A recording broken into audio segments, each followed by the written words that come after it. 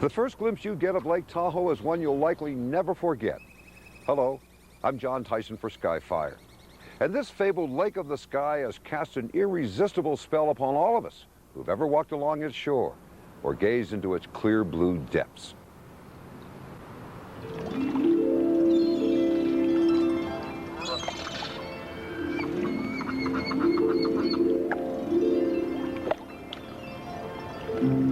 To Washoe Indians, the lake provided a sacred refuge in the summer where they snared fish, picked berries, and sang the old songs. Later, explorers like Captain John C. Fremont would write glowing chronicles that told of the lake's magnificent grandeur. From Mark Twain down to the present-day visitor, each of us has been staggered by the size, the clarity, and alpine splendor of this high mountain lake. But for all the beauty along her shore, very few people have witnessed the beauty that lies just beneath the water's surface. You are about to discover sunken treasures no human has ever seen before. Land and rock features that have been submerged for tens of thousands of years. Ancient forests, sunken boats, and the famous steamer Tahoe. Unusual formations, locked away from man's view since the lake began to form almost 3 million years ago. Come with us now as we explore the sunken treasures of Lake Tahoe.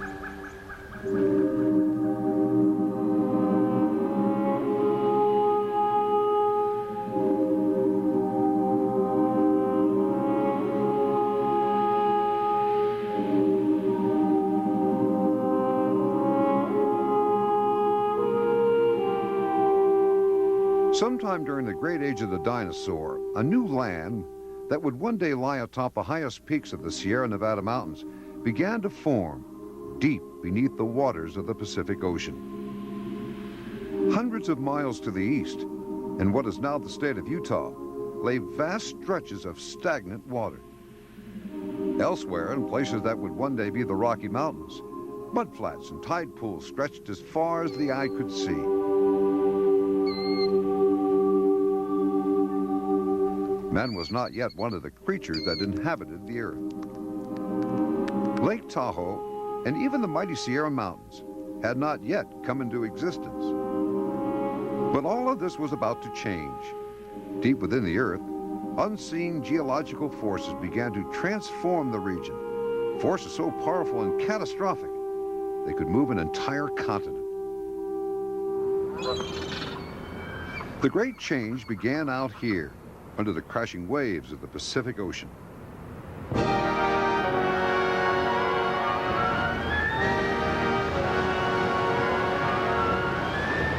Deep underwater, the Pacific continental plate, an immense land mass came out of the Pacific and collided with North America's continental slope.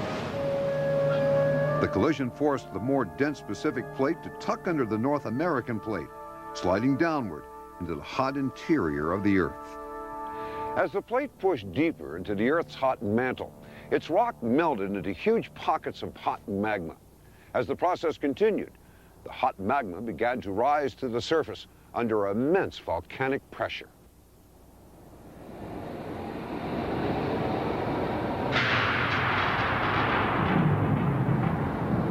A few miles inland from the coastal shore, fiery volcanoes, fueled by those underground magma chambers, vented colossal amounts of lava, ash, and hot gases along faults in the Earth's crust. Now, in those early days of mountain building, ancient volcanoes were also erupting throughout the region we know today as the Sierra. Those ancient volcanoes, which have long since vanished through time and erosion, were very similar to present-day volcanoes of the Cascades, such as Mount Shasta and Mount Lassen.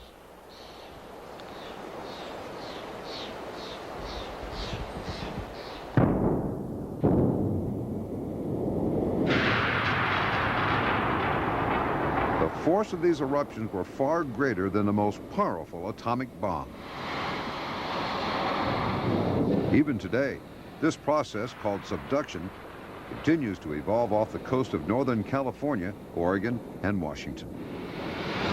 Hissing, boiling, steaming, cauldrons of superheated groundwater that contain precious metals, compounds of gold and silver, broke to the surface along weakened fault lines in the fractured landscape. From this fiery crucible, the West's greatest mountain ranges were born: the Cascades, the Siskiyou, and the mighty Sierra Nevada. But Mother Nature had only begun to flex her muscle, for those old volcanoes, which first built the Sierra landscape, were soon to be hoisted skyward in even a grander display of geological power.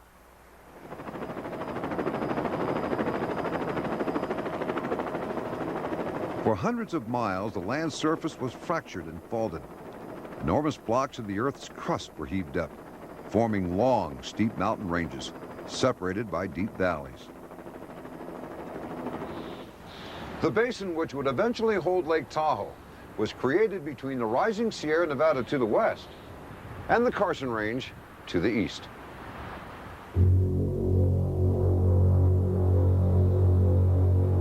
The two mountain ranges, rising on either side, left a relatively flat valley down the center which sank even deeper.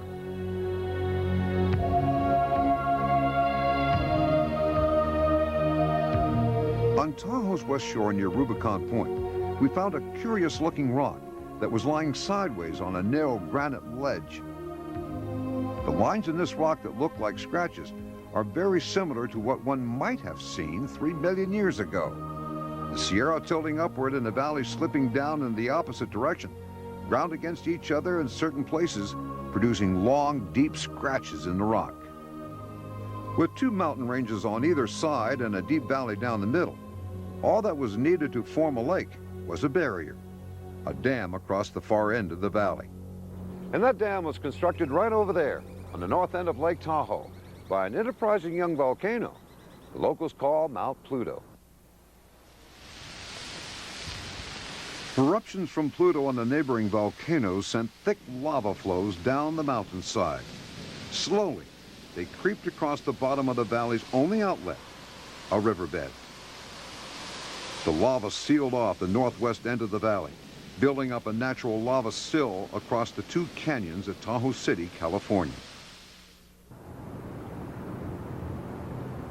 Evidence of these lava flows can be seen on either side of Highway 89, between Squaw Valley and River Ranch. Melting snow water from the High Sierra backed up behind this lava dam to form Lake Tahoe. Now, even though that happened more than 2 million years ago, to a scientist, well, that's not really very long at all, especially when you consider the Earth itself is more than 4 billion years old. While the Sierra and Carson ranges were being tilted up along their deep-reaching faults, volcanoes continued to pop up throughout the fractured Tahoe Basin. The earthly remains of one of these volcanoes lies here at a place called Cave Rock. Cave Rock is sort of like the chimney that's left standing after the house burns down. It was once one of the feeder pipes that carried molten lava to an active volcano that surrounded it. But when the lava stopped flowing, the volcano died. Its loose slope of ash and cinders were gradually eroded away, leaving behind this super hard rocky plug that was once molten lava.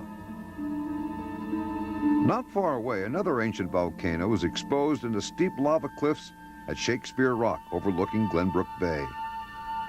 Cave Rock and nearby Shakespeare Rock are both several million years older than Lake Tahoe.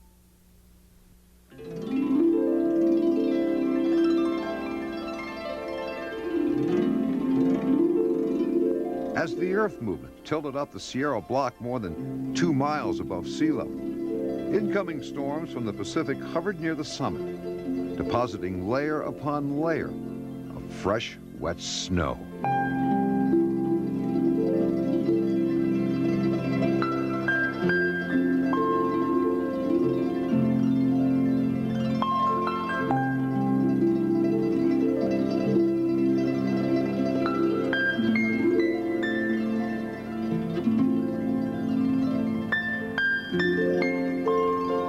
In the spring, majestic waterfalls filled with ice-cold water from the melting snow cascaded off the steep granite bluffs and down into the deep basin.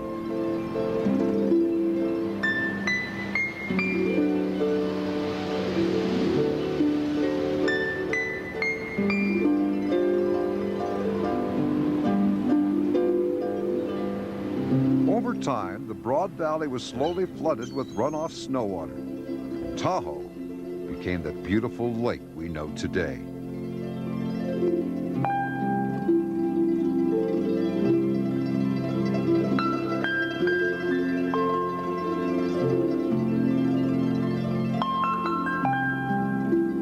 After all this wondrous creation, the forces of nature were still not finished with this mountain masterpiece.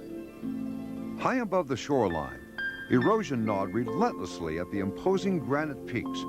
Over thousands of years, the endless cycle of freeze and thaw began to break apart the rock into massive house-sized boulders. Imagine the splash those boulders must have made as rock slides and earthquakes sent them crashing through the trees, down the mountainside into the water.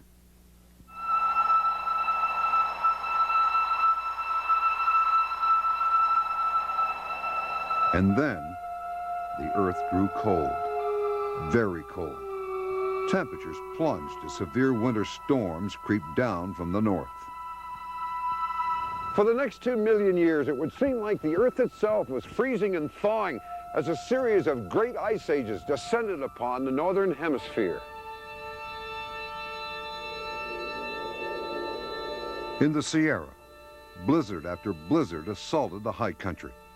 The snows accumulated and compacted to form ice fields hundreds of feet deep. The sheer weight of the ice compressed to form enormous, rock-crushing glaciers. Inch by inch, year after year, the glaciers marched down from their high mountain catch basins all the way to the lake shore and even out into the lake water. These immense flows of ice scraped against the Sierra's granite canyons, grinding off the rock and polishing the walls into smooth, vertical bluffs. The ice moved down through rocky troughs like this one on the upper Tuolumne River, carving out deep pockets in glacial valleys. Above Lake Tahoe, spectacular basins were carved out of solid granite rock. When the glaciers melted back, they left magnificent lakes such as Fallen Leaf, Cascade Lake, and Tahoe's own Emerald Bay. The glacier acted something like a bulldozer blade. It scraped dirt and loose rock out of the canyons and deposited them in front and on both sides of the ice flow. These rocky deposits were called moraines.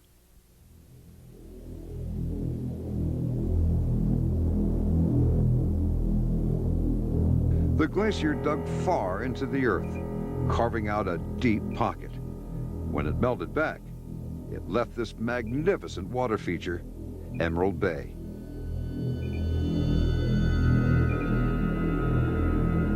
It is a fascinating mystery how this island in the middle of the bay survived the crushing force of the ice. Was the island's rock so hard that the glacier rode up over the top? Or is it possible that this island was transported to the center of the bay from higher up on the mountain by the last glacier? Some things about Lake Tahoe we'll never know. Today, this shallow water passage at the mouth of Emerald Bay marks the spot where the glacier came to a stop, depositing all the rocks it had carried down from the mountains. Now, during this period, another glacier flowing out of Squaw Valley dammed up the Truckee River to create a huge natural ice dam. It's also reasonable to assume that huge icebergs broke off from the Emerald Bay glaciers and floated in the lake water toward the ice dams. There's evidence that those dams caused the lake level to rise as much as 600 feet above its present elevation.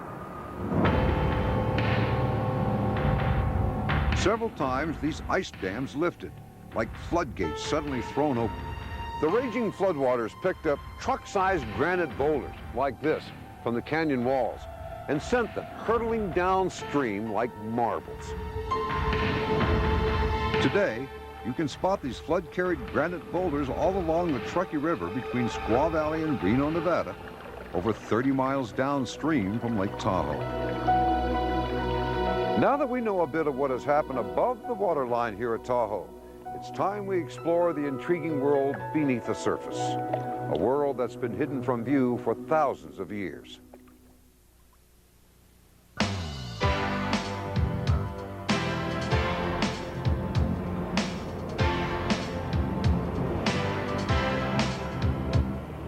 The company that operated the paddle-wheeler excursion boat, the MS Dixie, trucked in a special 55-foot workboat from Lake Mead to help document this story. Now, moving such a large boat on a low-bed trailer over narrow mountain roads was a monumental task that took several hours to complete. As they got the boat ready, we spoke with Charles Goldman, professor of limnology who has studied Lake Tahoe extensively for several years, in cooperation with the University of California at Davis. This is what we call a typical graben lake. Tahoe owes its remarkable depth to the fact that it's formed in a block fault. The bottom dropped down, or more likely the sides, the mountains came up on both sides, leaving the original basin. It has about half a kilometer of sediment already accumulated, much of which was accumulated during the period of intensive glaciation. Tahoe has collected at least a half a kilometer of sediment, and millions and millions of years hence, Tahoe will probably fill up. So in the geologic sense, all lakes are short-lived. A few days later, we were moving out across the open water to get our first glimpse of what might lay under the surface.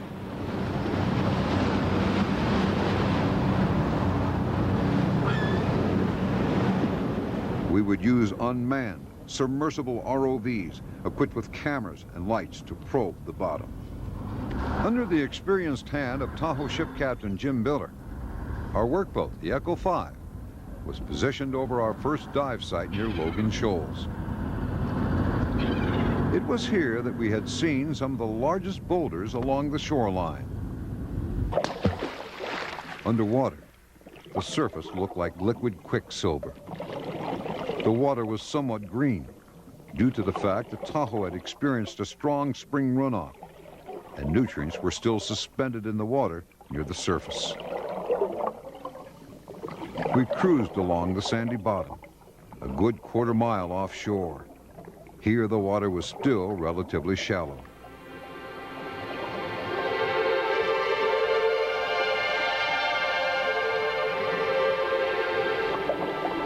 The submerged boulders were enormous. It was curious that they had traveled such a far distance out into the lake.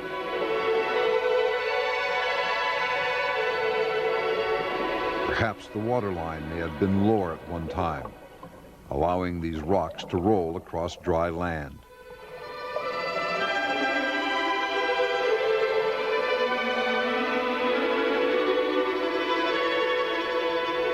Small minnows darted about between the rocks. They were not afraid of our equipment.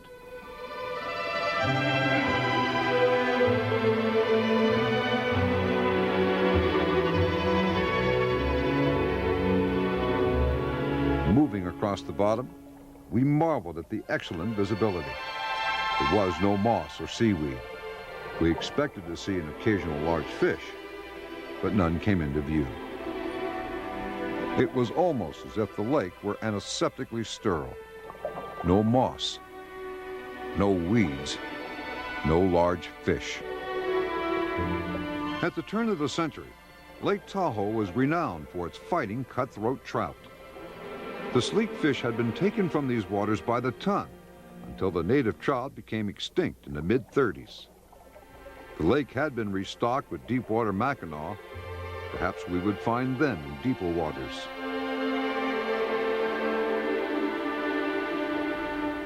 At the shallower depths, wave action had channeled the sand into long, graceful furrows.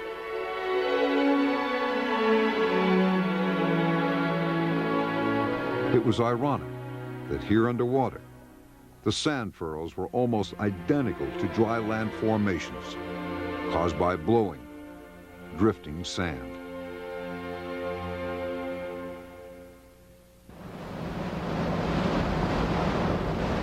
From the shallow water at Logan Shoals, we moved across to the deepest known water in the lake, near Rubicon Point. Just a short distance from shore, the bottom had been sounded to a depth of more than 1,600 feet, perhaps the deepest place in the lake. We knew from looking at sonar depth charts that the shoreline would plunge steeply into the water. As we cruised along the shoreline, the rocky granite cliffs at Rubicon rose 300 vertical feet out of the water.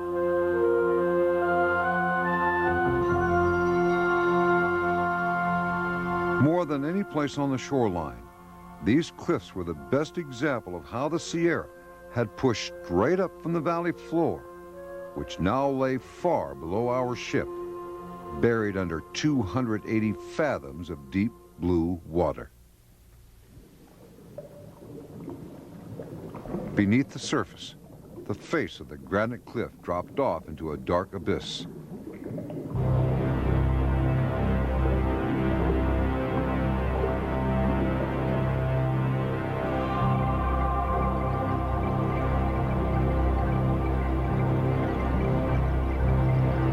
As our camera slowly descended a steep incline, we noticed that the rocks were quite angular and not as smoothly polished from erosion as the rocks above the waterline.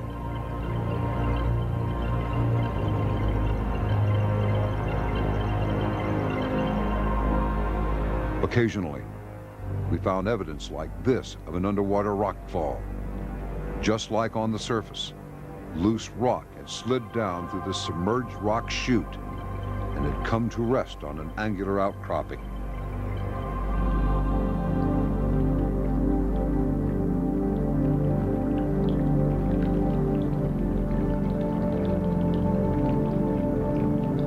The cameras focused on the rock face as we descended, but each time we turned to look down, the granite cliff continued to plunge vertically toward the bottom.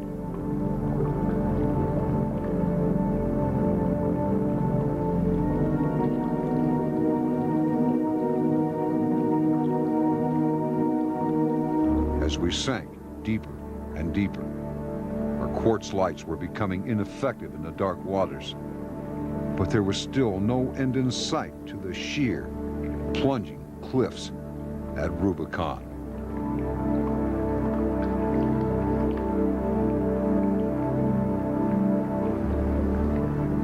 Except for the rock falls, this submerged geological formation had remained unchanged from the beginning, when it was thrust up from the center of the earth.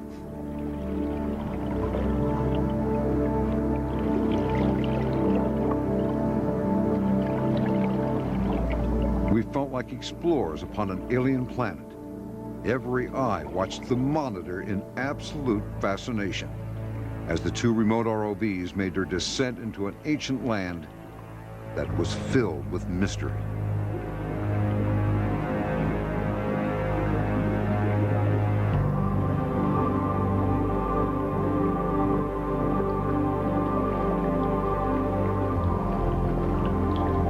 At a depth of 532 feet, the ROVs were coming to the end of the tether.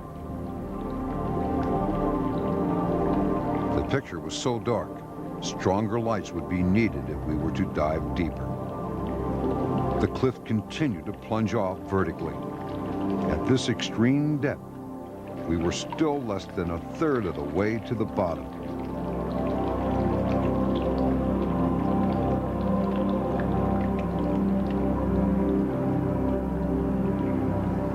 As we made our way back out of the watery abyss, we again noticed the lack of moss and algae on the rocks, and we had not encountered a single fish.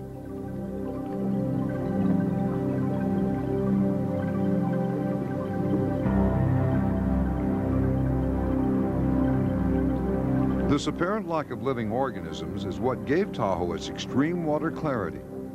We were beginning to believe that for all practical purposes, the lake was a lifeless pool of blue alpine water. We would soon change our opinion.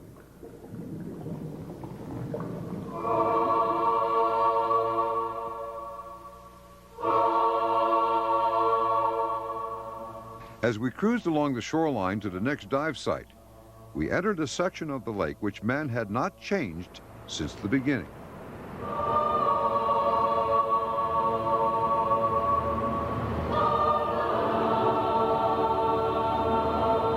This was a remote, landlocked area that still teemed with wildlife.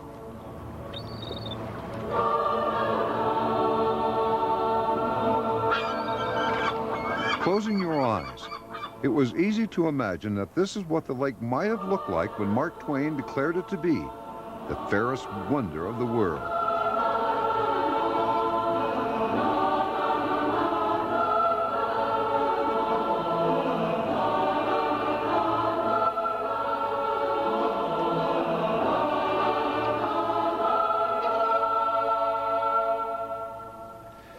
Captain Jim Biller brought the Echo 5 over one of the lake's many seamounds, an area of isolated land that was unexplainably elevated off the lake bottom. Yes. Fishing boats had reported this area to be a fertile spot for catching the lake's huge Mackinaw trout. Lowering over the side, we hoped to get our first glimpse of the big fish.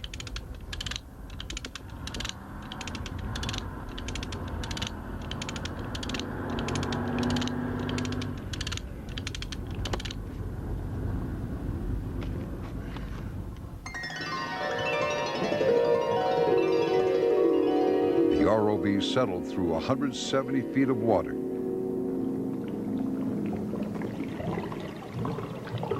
Suddenly, we made out our first sighting of the seamound.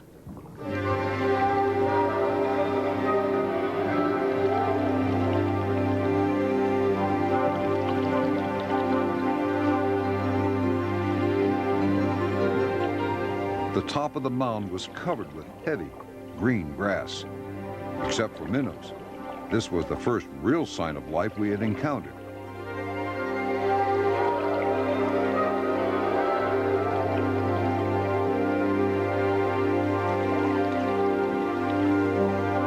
What appeared as trails through the grass were actually scars caused by fishermen accidentally dragging their boat anchors across the bottom.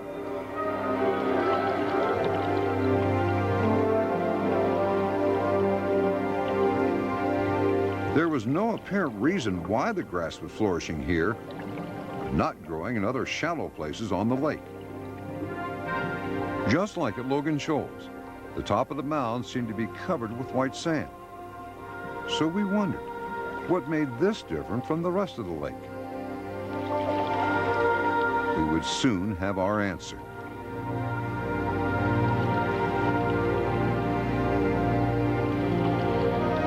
Suddenly, we caught a glimpse of our first Mackinaw. It looked to be a 4 to 6 pounder. The big fish was wary, moving off slowly from the ROV.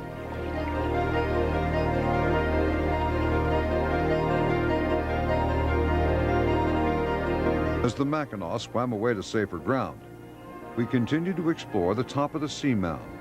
The grass bed inclined toward the west, reaching what appeared to be a flat plateau at the top.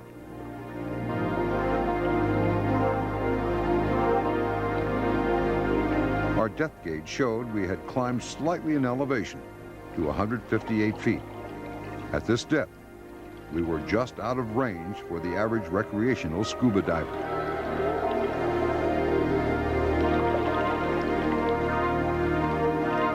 The grass provided a perfect cover in which smaller fish could hide and feed on the nutrients. Perhaps this was a spawning bed where fertilized eggs could develop in relative obscurity between the grass. As we glided across the underwater pasture, we caught sight of 2 more Mackinaw.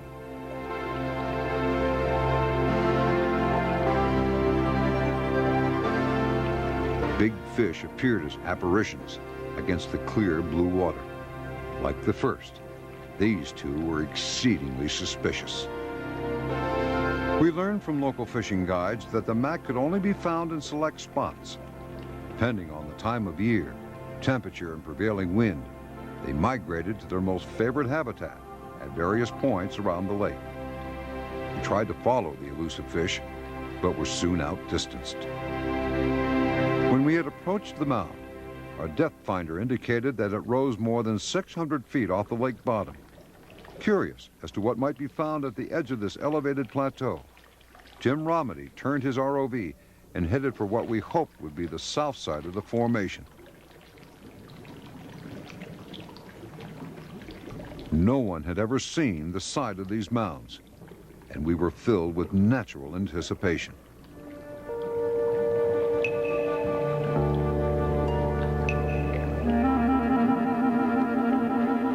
As we neared the edge, the top of the sea mound began to gently slope off toward the bottom.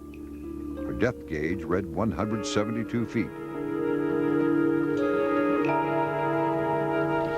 We passed over a curious-looking formation. At first blush, it looked like a volcanic blister on the ground.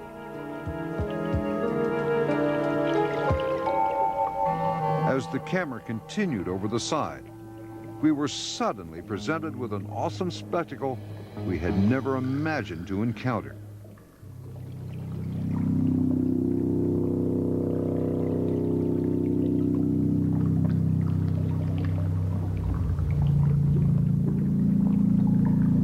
It was clear to see where the sediment ended. The grass was growing atop of what appeared to be a solid mass of rock.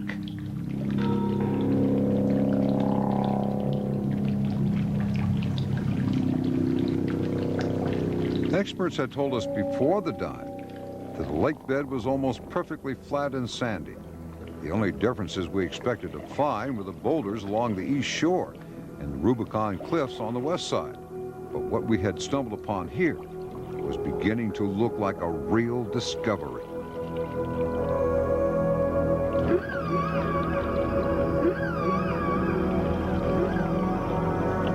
There were long horizontal striations that seemed to travel across the face of the mound. There appeared to be different levels of rock or sediment stacked upon one another, almost like layers which had been put down over thousands and thousands of years.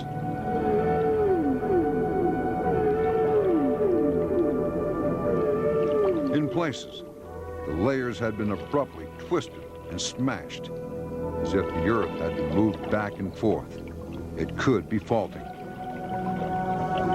We were now 185 feet below the water's surface and continuing our descent.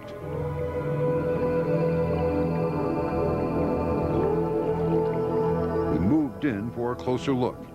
It appeared as if the seam had been undercut at the bottom, as if sand, wind, or wave action had cut into the surface. Suddenly, the face pitched over sharply into a beautiful, dark canyon.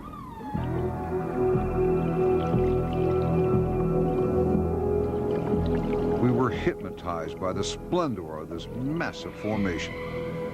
The walls were completely vertical, terminating in small ledges before plunging straight back down again.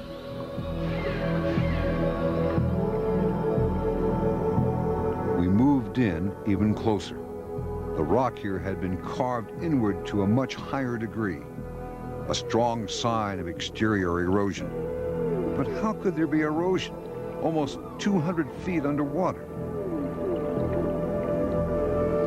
A red-like algae clung to the top of the overhang. The crevice revealed uncommonly brilliant colors, colors we had not expected to find underwater at Lake Tahoe. As we maneuvered in closer, it appeared as if water had entirely undercut the formation. But how could water undercut the rock? almost 2 miles out from shore. Small caverns and eroded crevices ran far back inside the mound. This was an extremely fascinating discovery. Hidden just beneath the waves for thousands of years, the scenes you are watching are surely the first time human eyes have ever gazed upon this beautiful architecture of nature. Using the remote utility arm aboard the ROV, we attempted to sample the side of the mound to see if the colored striations might consist of soft material. It was too hard to penetrate. Was this a volcanic formation pushed up from the bottom of the lake like the rest of the Sierra? Or was this sediment, which had collected for thousands upon thousands of years atop a small hill, a hill that is separated from the shoreline and slipped down deeper into the lake? There had been an important clue that we might be looking at a cross-section of sediment. Earlier, when the ROV settled on one of the shelves, watch at the base as the shelf pulled away from the vertical face. There. That separation might explain how this series of vertical faces and shelves were formed over time. The mound stood out like a blackened monolith, silhouetted against the bright blue sun-lighted surface. How many years had pleasure boats and water skiers passed overhead, never knowing that 2 miles out from shore, this magnificent treasure lay hidden just below the waterline. As we continued our descent, the mound alternated back and forth from sheer vertical cliffs into small hanging ledges. If this formation had been above water, it would have been set aside as a national preserve. At 214 feet underwater, we passed over a small eroded formation. The reddish material on top was harder than the white material that formed the pedestal of this mushroom-shaped formation. Had this seamound once been an island out in the water? Or was this the edge of an ancient shoreline, created during one of the lake's extended periods of drought? Was this the reason why grass was growing on top and nowhere else in the lake's more shallow areas? We had far more questions than answers as we continued our descent. At 253 feet, there was still no sign of lake bottom sediment. The wall slabs were so sheer, there was no opportunity for deposits to accumulate. Like a silvery waterfall, we watched as finite granules of sediment cascaded off the steep pitched walls of the formation. We were dropping in a vertical line, no more than 30 feet wide. Imagine what other surprises we might have found had we been able to move sideways along the face. At 374 feet, the walls began to slope outward as we started to see accumulations of sediment. At this particular location, we had reached another brief plateau. Our depth finder showed that the lake bottom still lay 225 feet down in deeper water.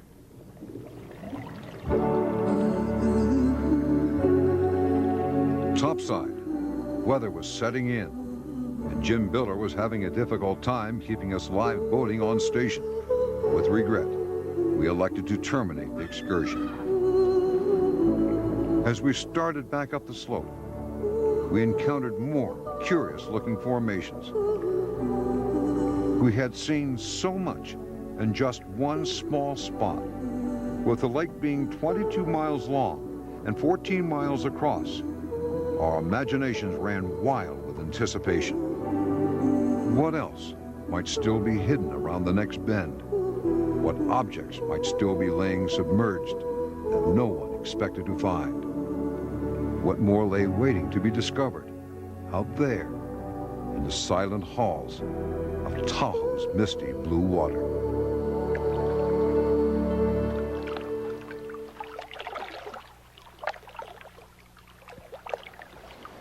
The next day, we set out to explore off the southwest shoreline. The year before, Marty Rose, a professor researching for the Desert Research Institute at the University of Nevada in Reno, had surveyed a series of tree stumps that lay in depths of 40 to 80 feet of water. Undoubtedly, we are probably not dealing with a time period in which the lake dropped and stayed down for a whole 1,000 years or 1,300 years. There was probably higher frequency variability. You know, the lake could come up and go back down.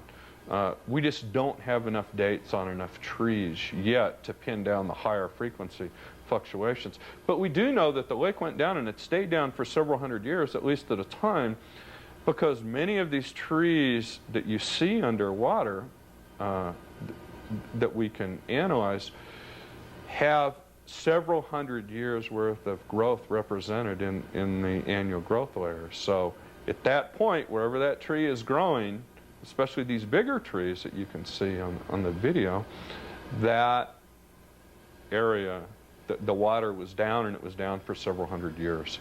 Using a coring tool, he had extracted a ring sample from one of the tree stumps and learned that it was almost 6,000 years old. This meant that since the last ice age, the tree had been growing on dry land at a place that was now underwater. I was having a discussion with a colleague of mine, Larry Benson of the U.S. Geological Survey in Boulder, and I was just wondering if is 30 feet or 40 feet or even 80 feet, is that an outrageous amount to drop Tahoe?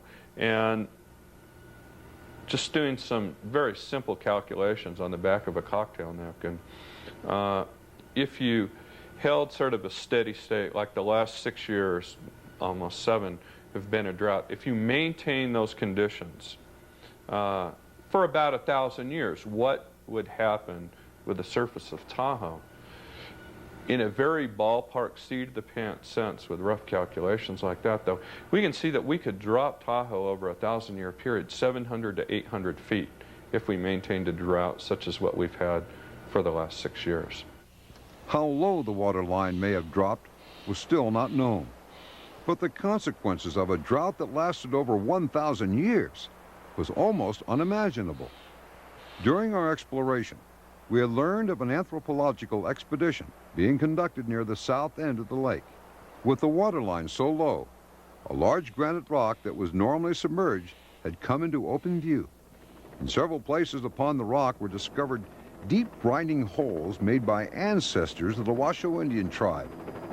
We spoke with anthropologist Susan Lindstrom, who was conducting the exploration offshore with a team of divers. Normally, as we'd be sitting here on a summer's day, we'd be sitting underwater. The lake level would normally be about 8 feet higher than it is right now. Because the lake has dropped, we've been able to see submerged tree stumps, so we know that there's an ancient forest on a submerged land surface. And we also see that there are these cultural features, perhaps from the ancestors of the Washoe, in these grinding rocks here that are also beginning to emerge. The more we understand about how prehistoric peoples use this land, I think that will give us more of an insight into how we can plan for future use of this area. Knowing more about past droughts, if we're dealing with droughts that lasted for thousands of years and were much more major than we're experiencing now, we'd realize that that can happen again.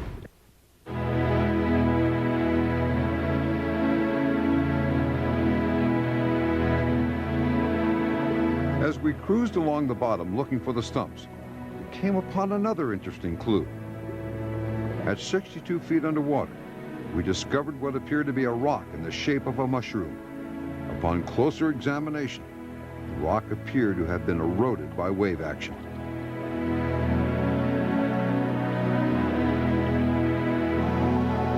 We were actually traveling across what had once been an ancient shoreline of the lake. There were several old drift logs laying on the bottom. Angular saw cuts on the end of the logs identified them as vestiges of the massive timber harvest that occurred in the region during the late 1800s.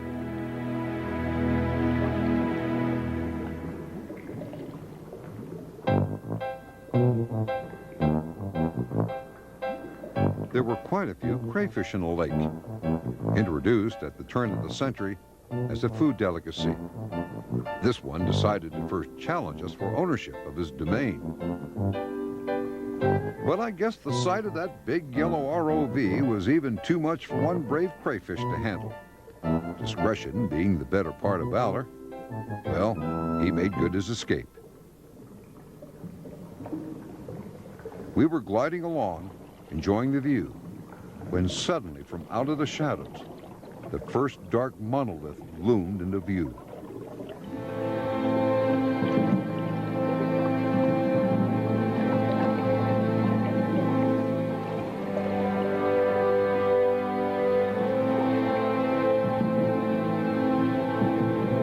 It was difficult to imagine that this had once been a big, majestic forest, that this upright tree stump had stood through winds, rain, and pounding waves for almost 6,000 years without toppling over, was itself a miracle.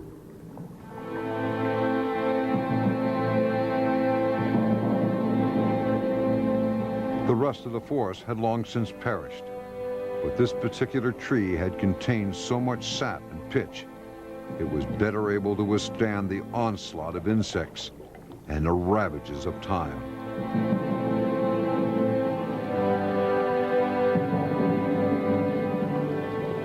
Preserved from the past, we were looking at a tree that had once stood tall and proud near a receding shoreline of the lake. It's easy to imagine that our early human ancestors camped under its branches or slipped by silently as they hunted and fished along the lake's ancient shoreline.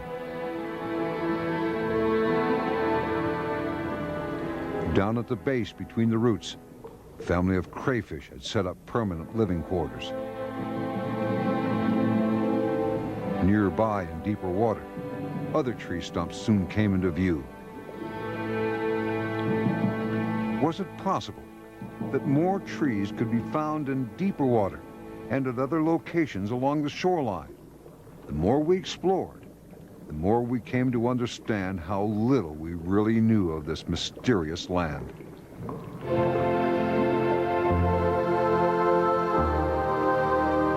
Here stood a tree that had once witnessed the passing of the ages. Tens of thousands of sunrises had fallen upon its upper branches. Now, it stood entirely alone, in silence, its ragged top submerged, less than 2 feet under the water's surface.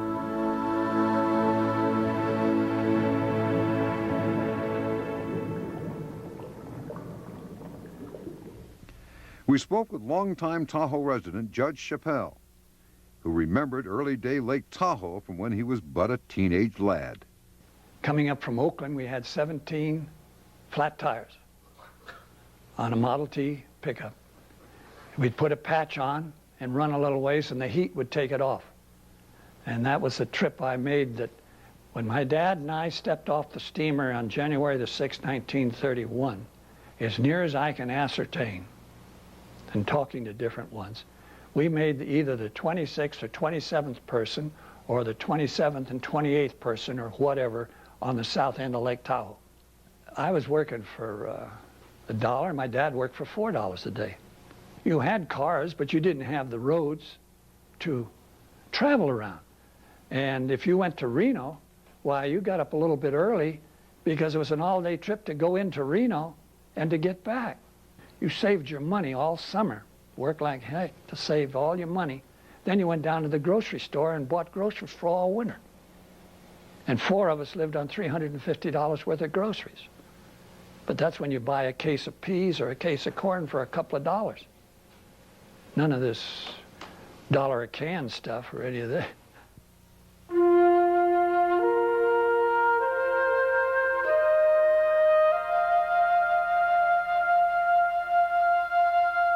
Our next stop was at the crown jewel of the Sierra, Emerald Bay. We had heard there was an old submerged rowboat out in the bay. This was intriguing because of the numerous stories about early-day pioneers who were last seen rounding Rubicon Point, never to be seen again.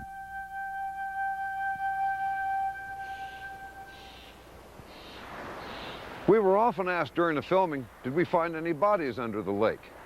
Well, if you mean did we find Jimmy Hoffa going for a morning stroll in his concrete shoes, the answer is no. But then again, we only covered a small fraction of the lake bed. The probability that skeletal remains could still be found under the lake are very real indeed. Back at Emerald Bay, we descended down the side of a floating drift log.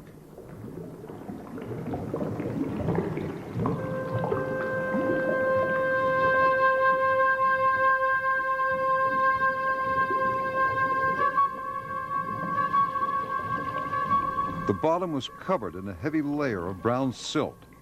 The water in Emerald Bay was somewhat murky from the spring runoff.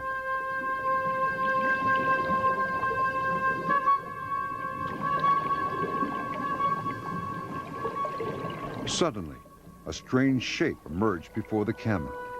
It was an early, vintage-looking kayak that someone had filled with rocks and had sent to the bottom. This was not a rowboat, but it was nonetheless interesting to discover.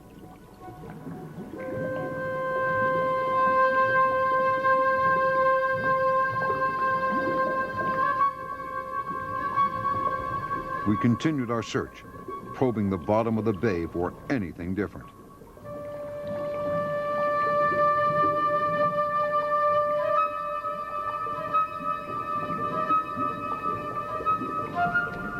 At a depth of 90 feet, we found it, lying on the side of a gentle slope.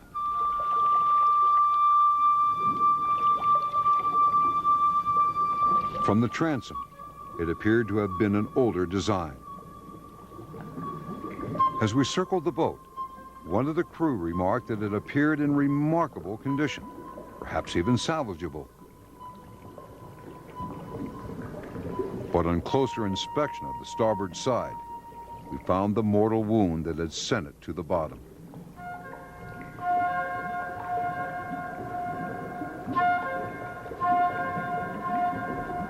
A short distance away, an old Gold Rush era barge lay in the shallows.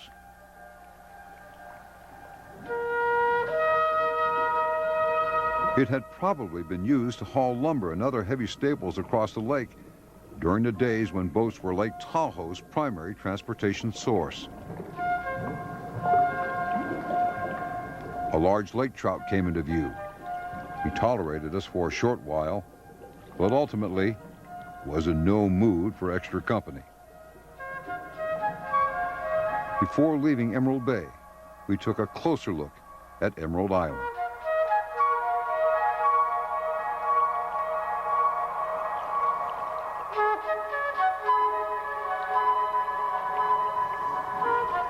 Just under the waterline, huge granite boulders reflected the morning sunlight. A school of minnows darted back and forth in the safety of a nearby rock.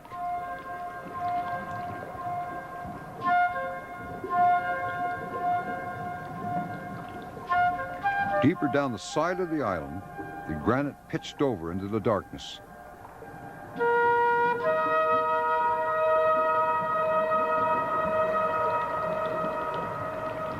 Nearby, two scuba divers were on a visual excursion.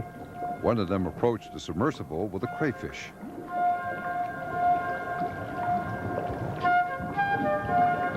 Soon they moved off, disappearing silently into the darkness of Lake Tahoe's blue water.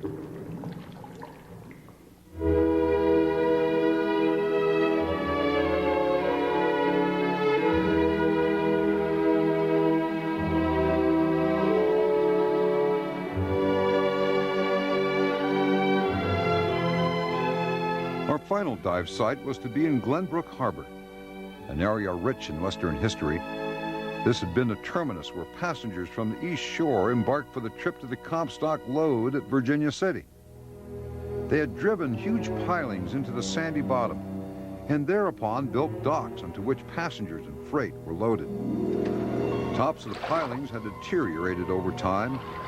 Some had been in the water for more than 125 years. They saw the coming of miners and bandits, mercantile men, peddlers and ladies of ill repute. Who knows? doubtful what Mark Twain himself may have walked across these very pilings to catch a ferry boat across to the other side.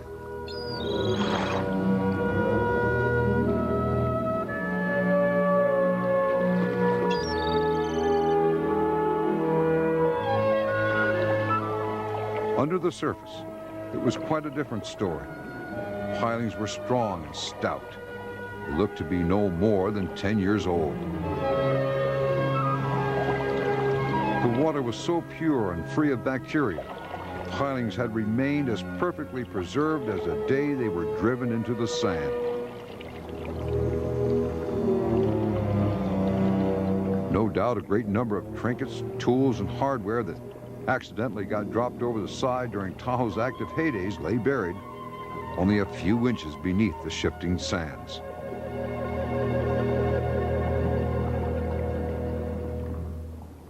Now, in those days, the Bliss family had constructed a steam-powered passenger ship on the shores of Glenbrook Harbor. From rudder to bow, the proud vessel was 190 feet long. The steam engine with its single smokestack powered 2 big propellers. Steamer Tahoe had a lucrative contract to deliver the U.S. mail throughout the basin. In the mid-30s, the mail contract was awarded to another firm, and the Tahoe fell upon hard times. The Bliss family, not wanting to see their ship picked apart by vandals or sold for scrap, decided to send her to the bottom where no further harm could befall the elegant lady. Late one night, sea cocks were opened, water began to flood her compartments, and the steamer Tahoe slipped silently from sight to her watery grave. Using sophisticated GPS tracking equipment linked to a satellite, the Echo 5 anchored directly over the site that was believed to be her final resting place at the mouth of Glenbrook Bay. The ship's depth finder indicated it was 372 feet to the bottom. Slowly, we descended away from the bottom of our boat toward what we hoped would be the wreck of the steamer Tahoe. At this depth, it was nearly pitch black. We activated the onboard quartz lights to help find our way. The lake bottom looked extremely flat. Nothing but sediment in every direction. We turned the ROV about and set it on a course toward the large object we had detected on the bottom.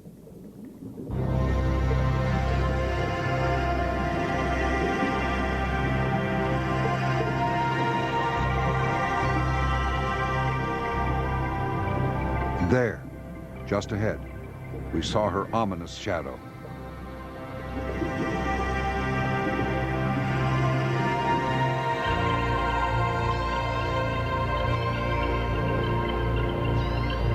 The ship was gigantic.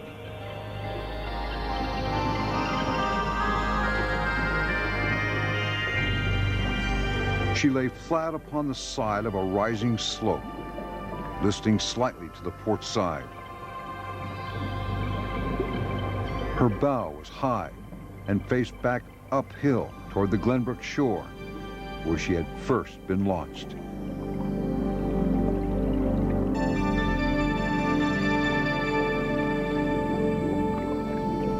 At 372 feet, there was just enough ambient light from overhead to silhouette the hull.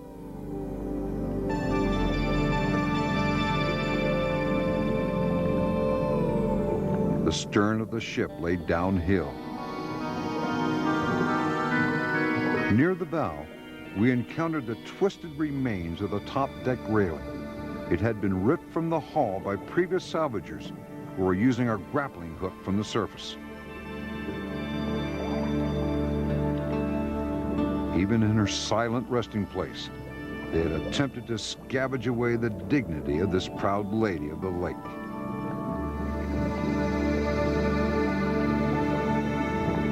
As we worked around to the bow of the ship, we discovered a long trench-like depression leading uphill, away from the keel.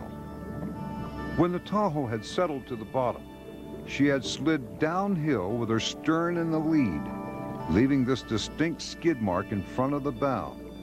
In 50 years, little had happened to change the original point of impact. In another 500 years, this depression would fill with sediment and vanish from view. The steel bow line of the ship was severely bent. It had likely been caused by accidentally running into a dock. In those days, it was popular to design ships with a long, sleek profile so they could slice knife-edge through the water with little resistance.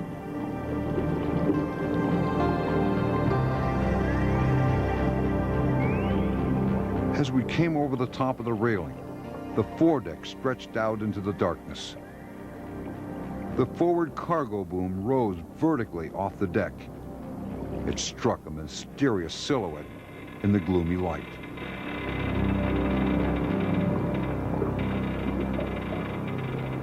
The big steel anchor ties were still affixed to the deck. They were used to secure the bow lines. On the starboard side, the bow line tow rope was still hanging over the side, just as it was when the ship was sent to the bottom. Cosmetically, the steamer Tahoe was in excellent condition. On the side, her name could still be plainly read.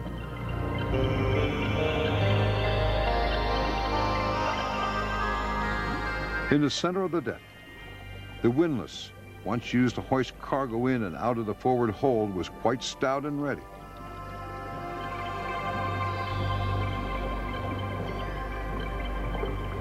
Except for minor sediment dust, the Tahoe's wooden plank decking appeared to be in good condition.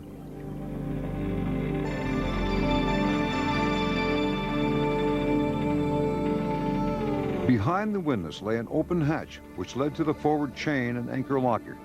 It was an open door that needed no further invitation. Using the larger ROV as a monitoring post, ROV operator Mike Lowther began the delicate and dangerous task of slipping his smaller system through the open hatch and into the ship's hold. Should the ROV's umbilical cord become snared inside, we could possibly lose the entire system underwater forever. Inside, small particles of oxidation had formed along the metal surfaces. The anchor and chain still lay coiled in the corner. They would never be needed again. But the ROV's thrusters kicked up a hurricane of sediment. It soon became difficult to see anything. Fearing the loss of our system, we beat a hasty retreat.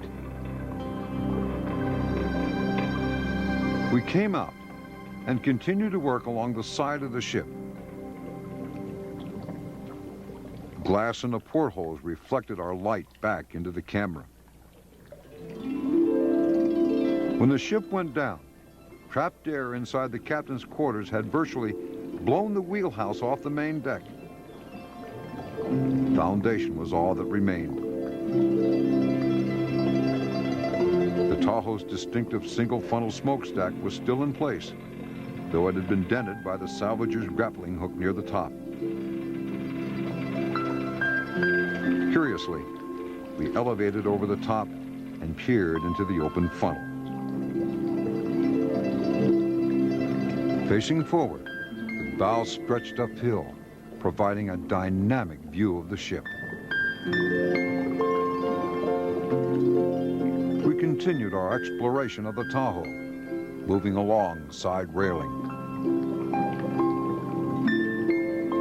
We were fascinated by the wooden architectures of the windows and doors.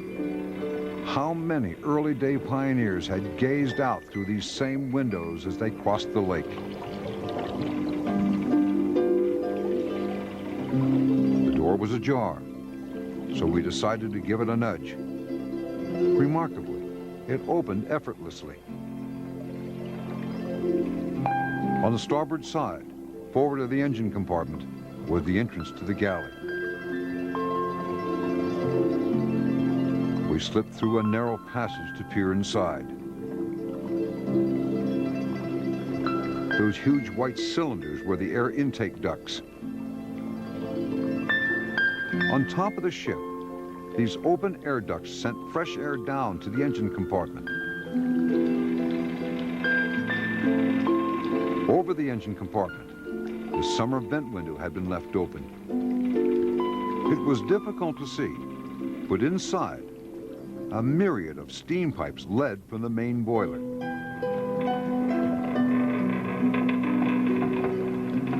Behind the engine room, restrooms were on the other side of the bulkhead.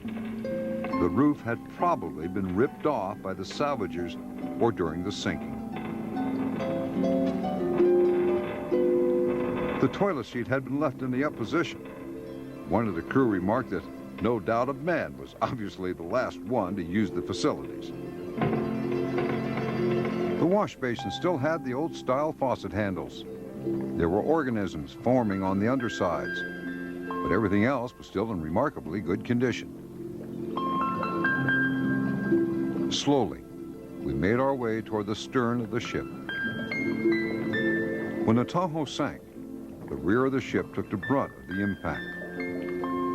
It carved up a large pile of sediment off the bottom, apparently severing the rudder and burying the two propellers. As we came about on the other side, we discovered the very top of the port side propeller blades still protruding from the sand. The initial impact from the sinking ship had bent it back forward into the wooden hull. There had been several endeavors to raise the steamer Tahoe, but each had failed before it began. With the rear hull and the propeller so deeply buried, it would be like trying to remove a steel bar embedded in solid concrete.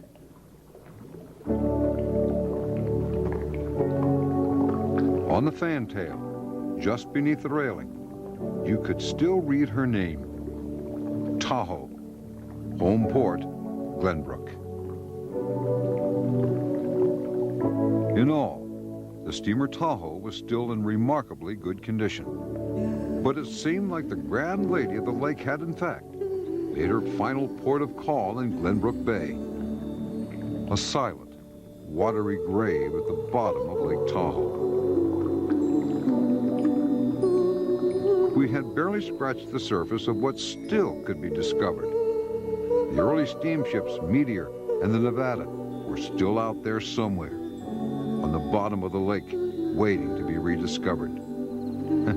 We had only seen a trifling of what might still be under the waves of this magnificent alpine lake. How many more treasures lay hidden from view, just out of reach in the silent blue? Perhaps some things were destined to always remain a mystery. Sunken treasures, buried for eternity at the bottom of Lake Tahoe. For Skyfire, I'm John Tyson. Thanks for watching.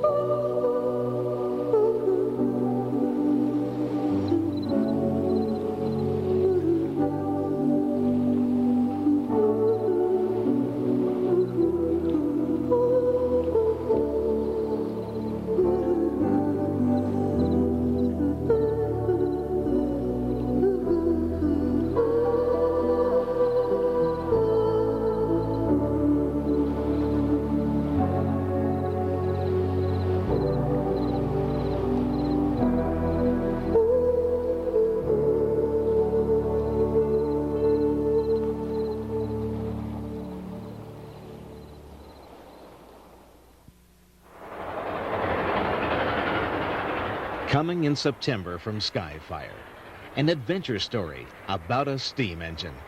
No ordinary engine. It was called the most beautiful train in the world, the Daylight Express.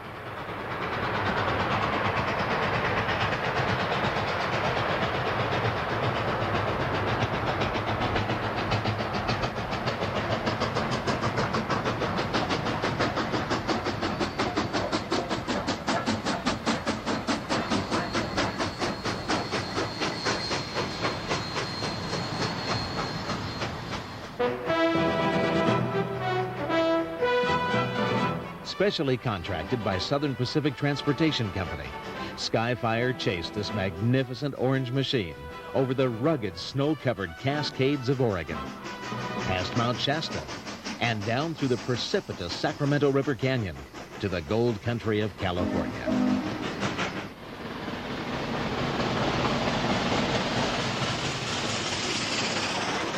You'll traverse high steel river trestles through the West's most beautiful territory. If you never buy another video, don't miss your ticket to ride the Daylight.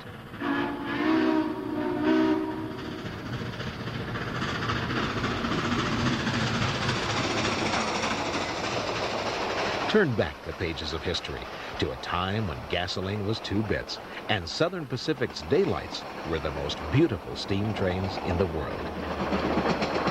Daylight Express, available now from Skyfire.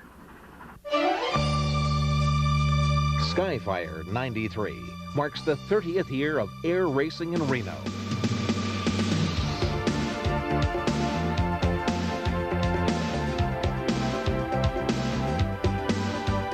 This year, you'll see and hear dramatic sounds of big racing engines.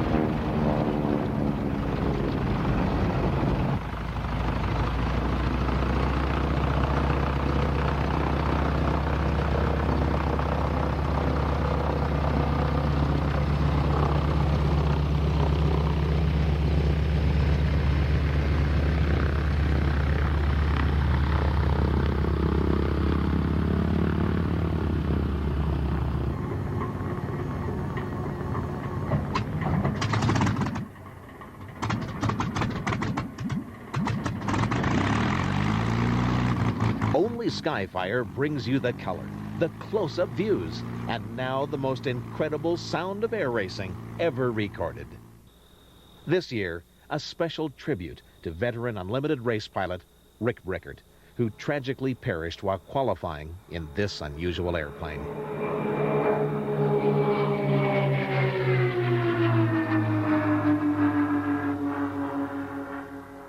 Skyfire goes behind the scenes, up close with exciting new race planes.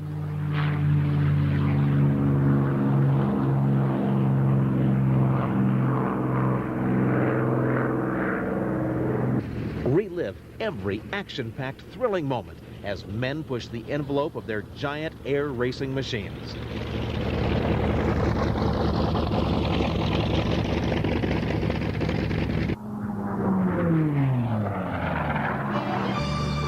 If you thought last year was great, wait till you see Skyfire 93.